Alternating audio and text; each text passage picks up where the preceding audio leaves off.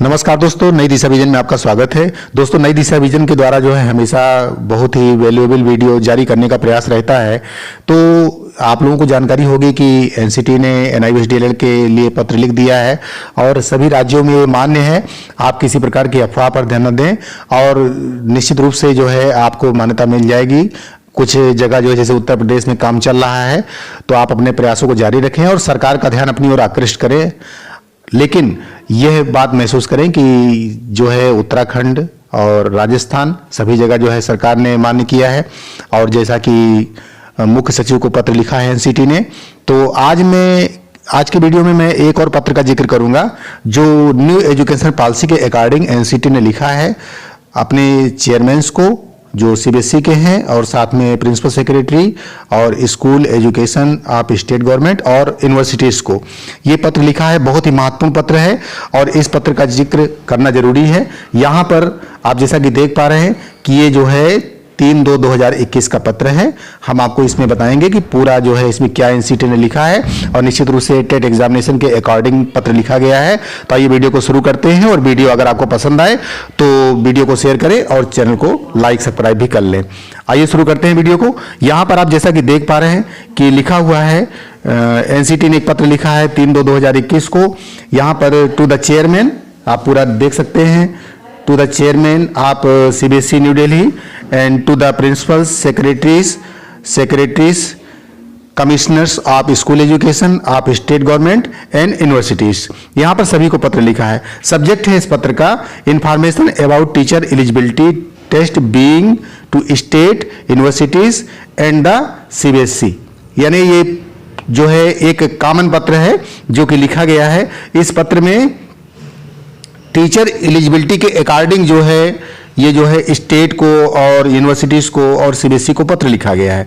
यहाँ पर हम लोग जानते हैं और ये भी बात हमारे दिमाग में होगी कि क्या टेट एग्जामिनेशन में भी नेशनल एजुकेशन पॉलिसी 2020 का असर पड़ने वाला है। तो दोस्तों ये एकदम सत्य है और इस पत्र में आपको स्पष्ट हो जाएगा, क्योंकि उसके अकॉर्डिंग जो है एनसीटी ने सभी जो चेयरमैन हैं, प्रिंसिपल सेक्रेटरी हैं और जो कमिश्नर्स हैं और यूनिवर्सिटीज हैं उनसे सूचनाएं मांगी हैं। यहाँ पर हम वीडियो को शुरू करते हैं और आपको पूरी बातें जानकारी बताएंगे इसमें कि एनसीटी ने पत्र में क्या लिखा है। दोस्तों यहाँ पर लिखा है सर मैडम, यहाँ पर देख सकते हैं। यहाँ पर आगे मैं थोड़ा सा बड़ा कर देता हूं ताकि आपको स्पष्ट समझ में आए। यहाँ पर आप देख पा रहे हैं कि लिखा हुआ है the new education policy 2020 puts forward many policy changes when it's come to teacher and teachers education. तो यहाँ पर नई एजुकेशन पॉलिसी 2020 जो थी उसके आने से कई चेंजेस शिक्षक और शिक्षक के जो टीचर्स एजुकेशन है उसमें कई चेंजेस आए हैं। यहाँ पर आगे लिखा है the policies aims to ensure all student at all level. मतलब सभी जो स्टूडेंट हैं सभी लेवल के उनको जो है इंश्योर करना to school education are taught by passionate motivated highly qualified professionally trained and well equipped teachers. यहां पर लिखा है कि जो पॉलिसी है उस पॉलिसी में इस बात का ध्यान रखा गया है कि जो है अच्छी तरह से प्रशिक्षित पेशेवर और वेल क्वालिफाइड हाईली क्वालिफाइड और जो मोटिवेटेड पैशनेट यानी भावपूर्ण, यानी इसमें सभी प्रकार के अच्छी तरह से योग्यताधारी हाईली क्वालिफाइड और प्रशिक्षित शिक्षक तैयार हों। यह नई पॉलिसी का एम्स है, न्यू एजुकेशन पॉलिसी 2020 का। यहां पर यह पहले पैरा में लिखा गया है। दूसरे पैरा लिखा गया है the NEP 2020 new education policy 2020 इनेक्ट्स का मतलब है अधिनियमित। यहां पर नई education policy numerous changes of India teachers education sector, यानी जो नई एजुकेशन पॉलिसी है वह आंकड़ों के आधार पर कई प्रकार के जो है चेंजेस कर रही है, यानी कई प्रकार के चेंजेस हैं। Under the reference to task number 145 of the ministry of education letter dated 23 October 2020 the NCT has therefore constituted a committee to develop comprehensive TET, यानी एनसीटी ने जो है ये इस बात को जो है न्यू एजुकेशन पॉलिसी के अकॉर्डिंग में मेंशन किया है और इस बात को व्यापक तरीके से करना चाहती है, यानी कुल मिलाकर के न्यू एजुकेशन पॉलिसी को व्यापक तरीके से लागू करना चाहती है और इसके लिए कमेटी में निर्णय हुआ है। यहां पर टू ऑल लेवल, यहां पर आगे लिखा हुआ है comprehensive TET and guidelines structure test component etc. to extend TET to all levels of school education from preparatory of grade 12 aligned, यानी एनसीटी जो है न्यू एजुकेशन पॉलिसी के विचारों का पूरी तरह से समर्थन करती है और जो एमएचआरडी का लेटर है जो 23 अक्टूबर 2020 का लेटर है, उस लेटर यहां पर लिखा है the ministry of education letter dated 23 October 2020। इस लेटर के अंडर यानी रेफरेंस में जो टास्क नंबर 145 है उसके रेफरेंस में उन विचारों का समर्थन करती है पूरी तरह से। और यहां पर लिखा है the property of the grade 12 align to NEP 2020 on before 31 March 2021, यानी 31 मार्च के पहले ये सारी बातें जो है लागू करना चाहती है, या जो 23 अक्टूबर का पत्र है उसमें जो ही बातें लिखी है उसका पूरी तरह से समर्थन करना चाहती है और ये निर्णय जो है कमेटी में हुआ है एनसीटी की तरफ से। ये दूसरे पैरा में है। तीसरे पैरा में है टेट हैज कंडक्टेड सिंस 2011, जो टेट 2011 के पहले कंडक्ट हुआ था। Onward the state of CBSE and several issue have been raised by the state government, some organizations, agencies, individuals and the other stakeholders, यानी यहां पर यह बताया गया है कि जो भी स्टेक होल्डर्स थे, जो भी ऑर्गेनाइजेशंस थी, जो भी स्टेट गवर्नमेंट थी और जो यूनिवर्सिटीज थी, ये सारे जो है 2011 तक जो है onwards state CBSE and several issues have been raised, यानी इसमें कई प्रकार के जो इशू जो है आए और जोड़े गए सम ऑर्गेनाइजेशंस, एजेंसी यानी इंडिविजुअल्स के द्वारा। The committee has to study implements of TET guideline, यानी यहां पर यह लिखा हुआ है कि कमेटी ने इसमें जो है टेट गाइडलाइन का कार्यान्वयन किया है, इंप्लीमेंशन किया है, कार्यान्वयन किया है एंड इशूड बाय एनसीटी।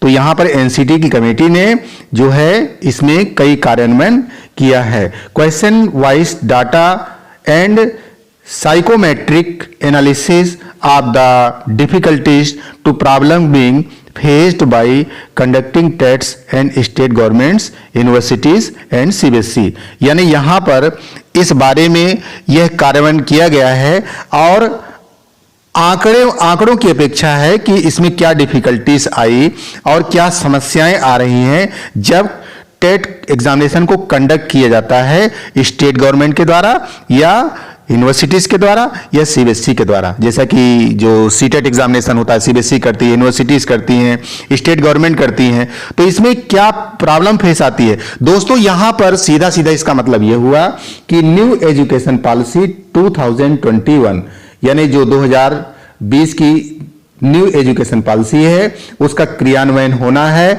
और वो टेट में भी क्रियान्वयन होगा, एजुकेशनल सिस्टम में भी क्रियान्वयन होगा। तो वहां पर एक आंकड़ा एनसीटी की तरफ से मांगा गया है कि जो आप लोगों ने टेट एग्जामिनेशन और जो भी आपने जो यूनिवर्सिटीज हैं सीबीएसई है इन्होंने जो किया था उसमें क्या प्रॉब्लम फेस हुई और कुल मिलाकर के साइकोमेट्रिक एनालिसिस यानी मनोवैज्ञानिक विश्लेषण जो है वो आप जो है इसका डाटा दीजिए, उसमें जो है क्वेश्चन वाइज डाटा दीजिए जिसका कि फॉर्मेट भी एनसीटी ने दिया हुआ है।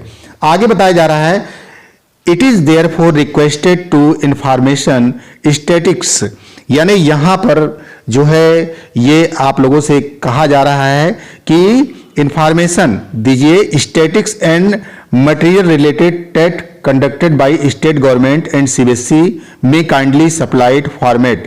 तो ये यहाँ पे जैसे कि लिखा हुआ है फॉर्मेट जो है अटैच है, आप लोग फॉर्मेट भी देख सकते हैं। हालांकि सूचना आपसे नहीं मांगी जा रही है। तो ये जो इस वीडियो का उद्देश्य है ये केवल सूचनात्मक है और कुल मिलाकर के सूचना के दृष्टिकोण से बनाया गया है। इसलिए यहाँ पर जो है क्या अटैच करना है ये आपसे रिलेटेड नहीं है। तो यहाँ पर इसकी रिक्वेस्ट की जा रही है कि जो कुल मिलाकर के जो आंकड़े हैं और जो मटेरियल है टेट से रिलेटेड जो कि कंडक्ट किया जाता है स्टेट गवर्नमेंट के द्वारा और सीबीएसई के द्वारा, तो उसका फॉर्मेट जो है अटैच किया जा रहा है। उस फॉर्मेट के तहत जो है इंफॉर्मेशन जो है जुटाई जा रही है। यहां पर आगे लिखा है कि एनसीटी लेटर डेटेड 15 फरवरी 2021 थ्रू मेल, यहां पे मेल के द्वारा जो है कहा गया है फॉर कैरिस doctor D K. Chaturvedi under secretary. तो यहां पर ये मैटर आपसे संबंधित नहीं है। यहां पर फर्स्ट, सेकेंड एंड थर्ड का जो मैटर था वो आपसे रिलेटेड था, उसी के अंडर में इंफॉर्मेशन मांगी गई है। यहां पर दोस्तों आप लोग देख सकते हैं जो इसका मैटर है आगे जो मैटर अटैच किया गया है। यहां पर name of state and universities, इसका नाम यहां पर भरना है।